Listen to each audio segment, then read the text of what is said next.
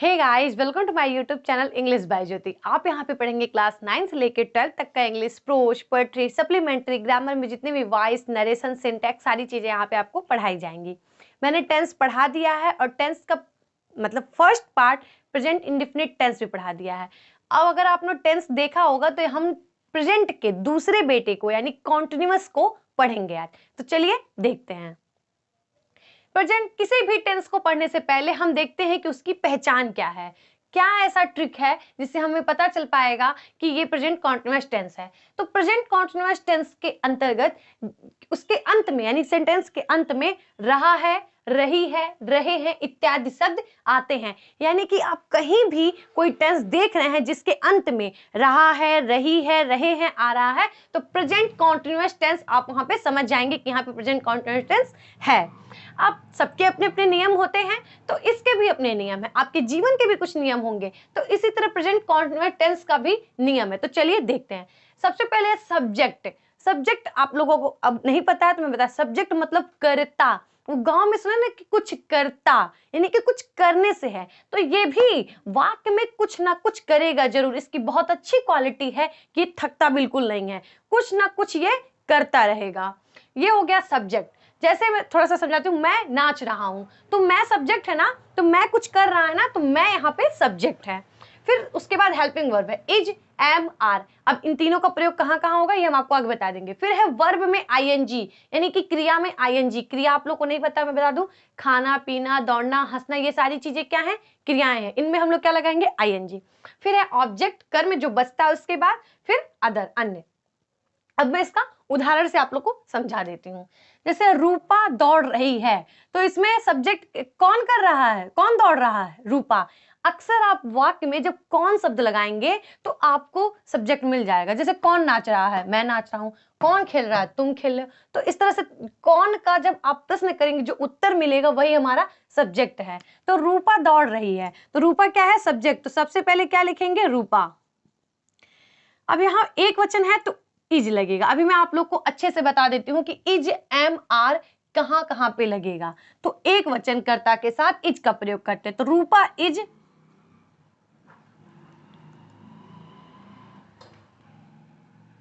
Rupa is run लिख दिया ना, लेकिन वर्ब में क्या जोड़ना है, आईएनजी जोड़ना है। तो रूपा इज रनिंग, रूपा दौड़ रही है। अब हम मैं नाच रहा हूं, तो आई के साथ एम लगता है, आई एम डांसिंग, DANCE। ध्यान रखिएगा यहाँ पे एक चीज, DANCE। अब यहाँ पे आप डायरेक्ट आईएनजी नहीं जोड़ दोगे, क्योंकि आप पूरे इंग्लिश दुनिया में कहीं भी ई और आई को एक साथ नहीं पाओगे। यहाँ पे आपको ई हटाना पड़ेगा, तब आप यहाँ पे जोड़ोगे डांसिंग। तो आई एम डांसिंग, मैं नाच रहा हूं। तुम खेल रहे हो, यू के साथ आर का प्रयोग होता है, क्योंकि यू जो है बहुवचन यानी प्लूरल है। यू आर प्ले, इसमें आईएनजी जोड़ेंगे, यू आर प्लेइंग। ठीक। अब आपको मैं समझा देती हूँ कि कहां पे इज का प्रयोग होगा, कहां पे एम का प्रयोग होगा, कहां पे आर का प्रयोग होगा। सिंगुलर फैमिली, मैं आप लोग को इंट्रोड्यूस करवाती हूँ दो फैमिली से। पहले फैमिली है सिंगुलर फैमिली और दूसरी फैमिली है प्लूरल फैमिली। सिंगुलर फैमिली के मेंबर हैं ही, सी, इट भी आता है। दुनिया का कोई नाम, मतलब दुनिया में जितने भी नाम हैं, जैसे रमेश, सुरेश, गाय, ये सब क्या है, जितने भी नाम है, जितने भी एक वचन करता है, जिनकी संख्या एक है, वो सिंगुलर फैमिली के मेंबर हैं। ठीक। अब प्लूरल फैमिली में मिलिए, प्लूरल फैमिली के मेंबर है यू, वी, दे, बहुवचन यानी कि जो एक से अधिक संख्या हो। तो यू क्या है, प्लूरल फैमिली, वी क्या है, दे। तो ये थोड़ी नॉर्मल सी फैमिली है, इनको आप कुछ भी दे दो ये एडजस्ट कर लेते हैं। लेकिन ये हाई स्टैंडर्ड फैमिली है, इनको कुछ एक्स्ट्राऑर्डिनरी चाहिए। तो ये लोग ही, सी, दुनिया का कोई नाम अगर आ जाए सब्जेक्ट के रूप में, तो वहां पे हम लोग इज लगाते हैं। क्या लगाते हैं, इज लगाते हैं। लेकिन अगर प्लूरल फैमिली के मेंबर आ जाते हैं सब्जेक्ट के रूप में, तो वहां पे हम लोग आर लगाते हैं। ठीक। यानी कि सिंगुलर फैमिली के मेंबर के साथ हम लोग इज लगाएंगे और प्लूरल फैमिली के मेंबर के साथ हम लोग आर लगाएंगे। अब आप कहोगे एम कहां लगाएंगे, तो ये आई जो है ना, मैं आप लोग को बताती हूं। जब इंग्लिश ग्रामर बन रहा था तो आई का जो था एम पे क्रश था। तो ये ग्रामर वालों से कहा कि मैं एम के साथ ही रहूंगा और किसी के साथ मैं एडजस्ट नहीं होऊंगा। तो ग्रामर वाले कहें अच्छा, क्या हाँ ये तो जिद पे अड़ गया, क्या कि भाई इसका बहुत बहुत पुराना क्रश था एम पे, इसको ये क्या आई को एम एकदम भा गया, पसंद आ गई एकदम। कहा कि भाई मैं रहूंगा तो एम के साथ ही रहूंगा, वरना मैं कहीं नहीं रहूंगा। तो ग्रामर वाले कहें ठीक है भाई, जब ये रहना ही चाहता है तो हम लोग इसको इसी एडजस्ट करें।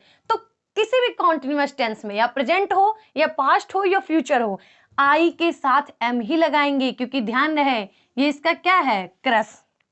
क्या है, आई की क्रश है एम। तो इससे आप याद रखेंगे कि आई जब भी अपने साथ किसको लेगा, एम को लेगा, ये ना आर लेगा ना इज लेगा। आई होप आप समझ गए होंगे। तो इसी हिसाब से मैंने बनाया, क्योंकि रूपा क्या थी, दुनिया के कोई नाम में शामिल हो गए तो रूपा के साथ इज लगाएं। मैं क्या था, आई, तो इसके साथ भाई एम जइबे करेंगी। तुम खेल रहे हो, यू क्या है, प्लूरल फैमिली का मेंबर है, तो यू के साथ आर लगेगा ही। कुछ और एग्जाम्पल देख लेते हैं।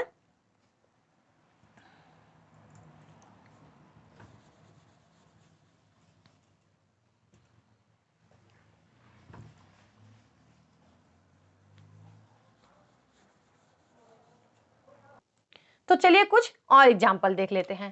जैसे रोहित पत्र लिख रहा है, तो मैं आप लोग को बता दूं इसमें रोहित सब्जेक्ट है, क्योंकि रोहित कुछ कर रहा है। ठीक, तो यहां लिखेंगे रोहित इज लगेगा। क्यों लगेगा, क्योंकि रोहित दुनिया के कोई नाम में शामिल है तो इज लगेगा। अब फिर लिखना का right, Rohit is writing letter. ठीक, अब हम सब चाय पी रहे हैं, अब बताइए क्या लगेगा, हम सब, यानी कि वी क्या हो गया, प्लूरल फैमिली का मेंबर हो गया, तो इसके साथ क्या लगेगा, आर लगेगा।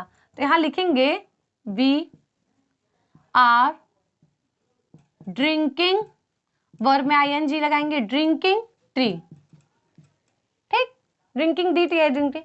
अब मैं रोटी सेक रही हूं, अब आई आ गया ना, ये अपने क्रश को बुलाएगा, कहेगा आइए भाई, जहां हम वहां, ये जहां गया अपने साथ है, अपने क्रश को क्या किया, बुला लिया।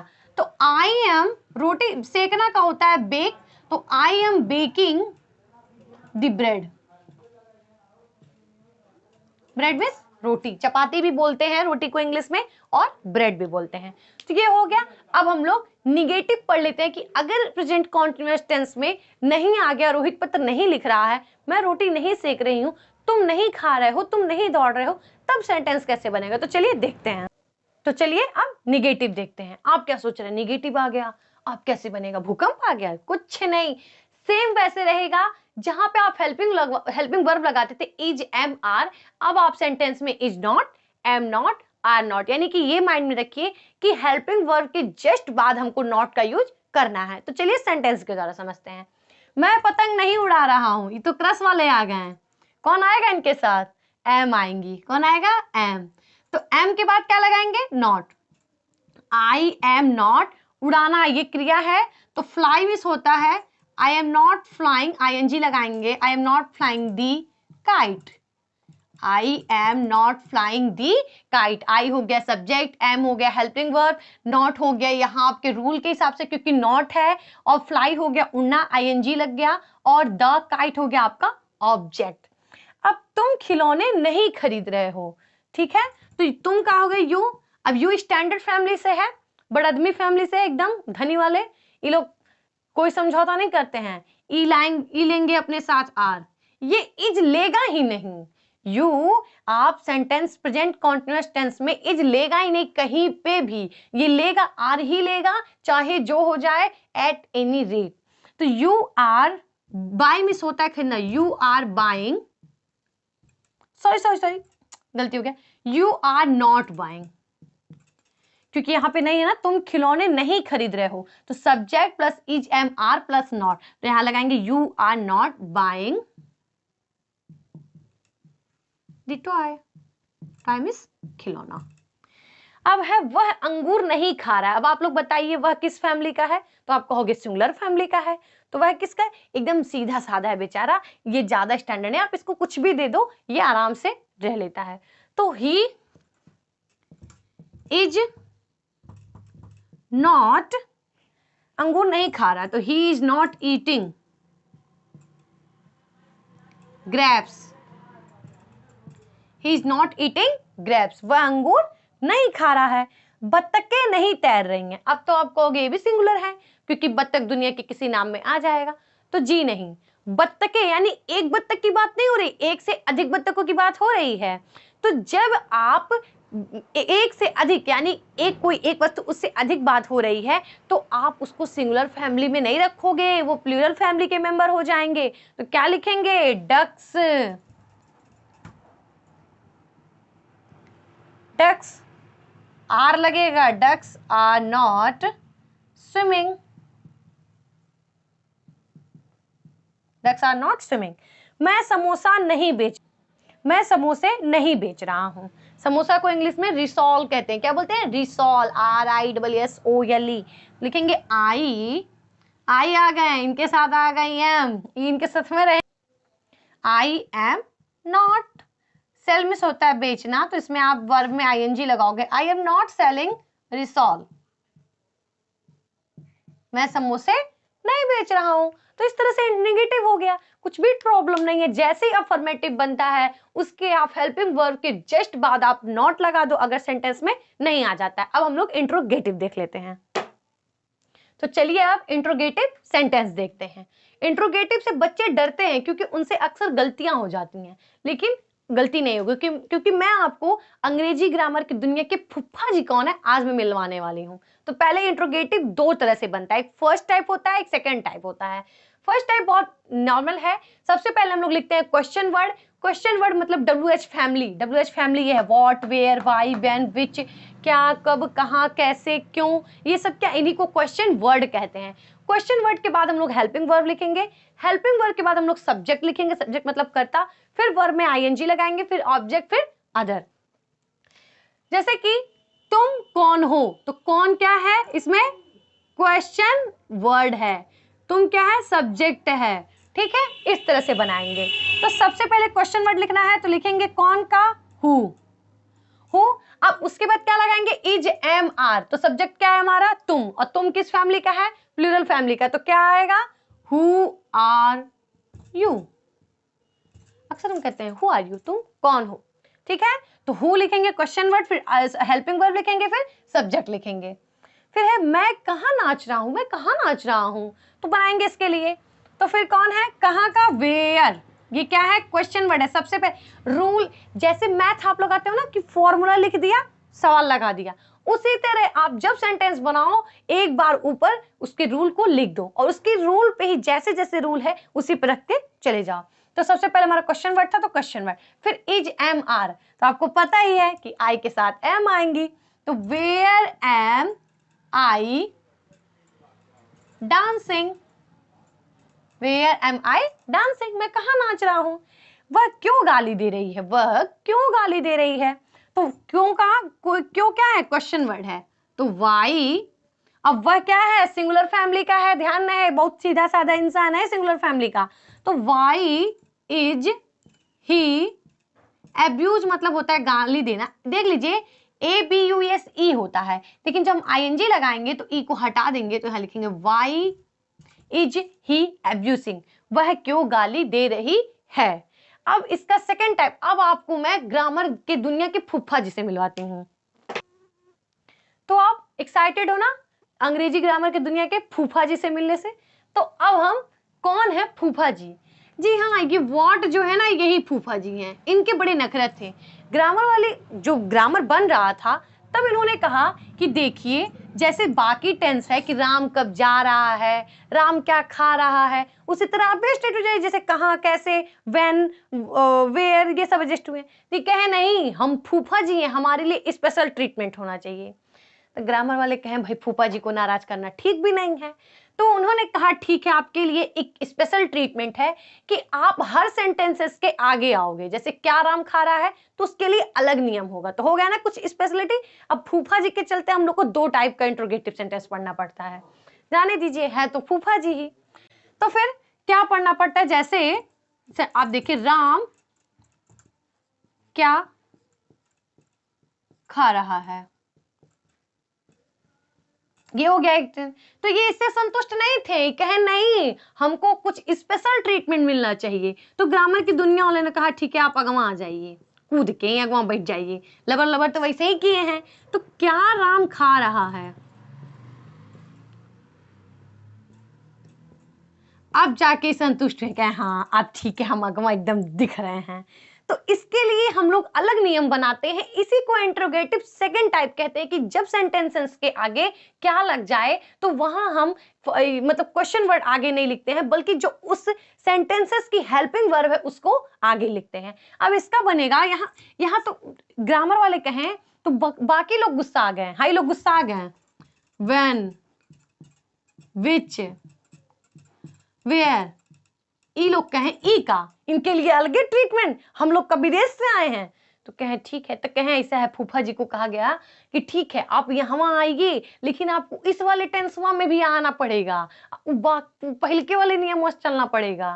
तो कहें एक ठो तो अगवा दिख ही रहे हैं, ठीक है कोनो बात नहीं, हमको इसमें। तो इस तरह से इस सेंटेंस में इनको, तो यहाँ पे लिखा गया व्हाट इज राम ईटिंग। ठीक, ये हो गया व्हाट इज राम ईटिंग। यहाँ पे वही रूल जो मैंने आपको पहले बताया है वही रूल फॉलो हुआ, लेकिन यहाँ पे जहां पे फूफा जी ने अपने स्पेशल ट्रीटमेंट किया था, यहाँ पे क्या कि अंग्रेजी व्हाट ना लिख के उसकी हेल्पिंग वर्ब लिखते हैं, जैसे is Ram eating.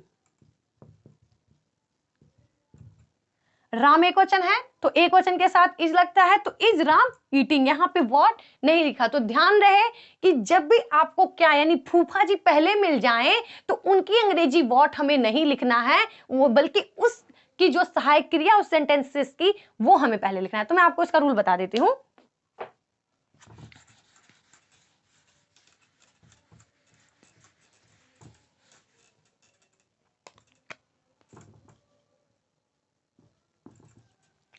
I hope आप लोग समझ गए होंगे। यहाँ पे अगर आ जाए क्या, ये स्पेशल ट्रीटमेंट वाला है, is, am, are plus subject plus verb में ING plus object plus other. Is, am, are plus subject plus verb में ING plus object plus other. जैसे बहुत सेंटेंस है, क्या सीता दौड़ रही है, क्या सीता दौड़ रही है। तो क्या आ गया है, तो हम लोग ध्यान रहे कि हम लोग क्या करेंगे, उसकी अंग्रेजी व्हाट ना लिख के, बल्कि सीता एक वचन है तो यहाँ पे सहायक क्रिया इज होगा, इज सीता रनिंग। क्या मैं खीर खा रहा हूं, क्या मैं खीर खा रहा हूं। तो इज, सॉरी मैं है, इज कहां लेंगे, अपने क्रश को लेंगे, तो एम आई, देखिए एम यहां हो गया हेल्पिंग वर्ब, फिर सब्जेक्ट, फिर वर्ब में आईएनजी, फिर ऑब्जेक्ट, फिर अदर। तो वो एम आई ईटिंग पडिंग, पडिंग मीन्स होता है खीर या हलवा, दोनों इसका अर्थ होता है, पडिंग मीन्स खीर या हलवा। तो आपको समझ में आएगा कि कोई भी सेंटेंस अगर क्या से स्टार्ट हो जाए तो हम लोगों को उसकी अंग्रेजी व्हाट ना लिख के क्या लिख लेंगे, उस सेंटेंसेस की हेल्पिंग वर्ब लिखेंगे। ये सब ना हुआ होता अगर फूफा जी ने नाटंकी ना किया होता। तो ग्रामर वाले दुनिया को खुश रखना था, आपके घर में भी फूफा जी आते होंगे तो उनको खुश रखना पड़ता होगा। तो ठीक यहाँ पे भी वही नियम है कि उनको खुश रखना बहुत जरूरी था। तो इस तरह से हम लोग 12 टेंस में सेंटेंसेस में फूफा जी को लिए अलग नियम स्पेशल ट्रीटमेंट पढ़ेंगे। ठीक है, तो ये आपका प्रेजेंट कॉन्टिन्यूअस टेंस कंप्लीट हो गया। मैं आप लोगों को थोड़ा सा होमवर्क दे देती हूँ। ये हो गया आप लोग का होमवर्क, इसको आप लोग को करना है घर पे। होमवर्क इतना ही नहीं, आपके बुक में जितने भी प्रेजेंट कॉन्टिन्यूअस टेंस से रिलेटेड सेंटेंसेस दिए हुए हैं वो सारे कर डालिए, क्योंकि आप जब तक प्रैक्टिस नहीं करोगे तब तक आपको समझ में नहीं आएगा। अगर ये आपको समझ में आया हो, मैंने इजी से इजी लैंग्वेज में समझाने की कोशिश की है, तो मेरे चैनल को सब्सक्राइब करें और अपने दोस्तों के साथ शेयर करें। Thank you for watching.